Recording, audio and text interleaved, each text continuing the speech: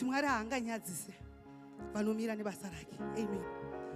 Ukaverenga pane nyaya inondinakidza iri kuna 1 Samuel verse 1.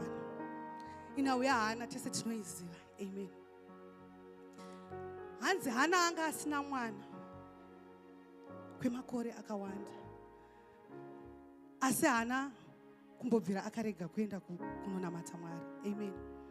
Ndina kungotaurira ndichirevera panhau yerevival. Amen. Tine revival yatakatarisana nayo iri kutanga nemusi weTuesday, musi wa2.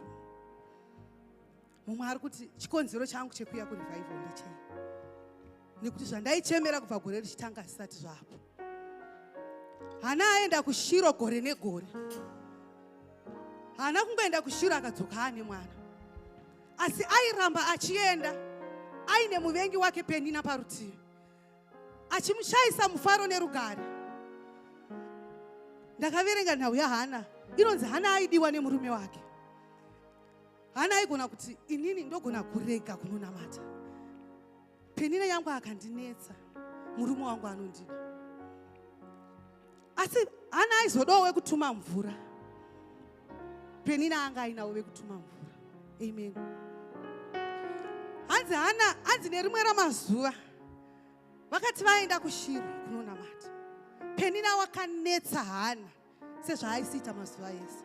Hanzi Penina wakaramba zvokudya nezvekunwa. Amen. Ukaiverenga pa10 inoti, zvino Hana wakanga waine shungu pamwoyo, akanyengetera kuna Jehovha akachema kwazvo. Akati akapika mhiko akati, Jehovha wehondo, kana mukava nehanya kwazvo nokutambudzika kwomurandakadzi wenyu,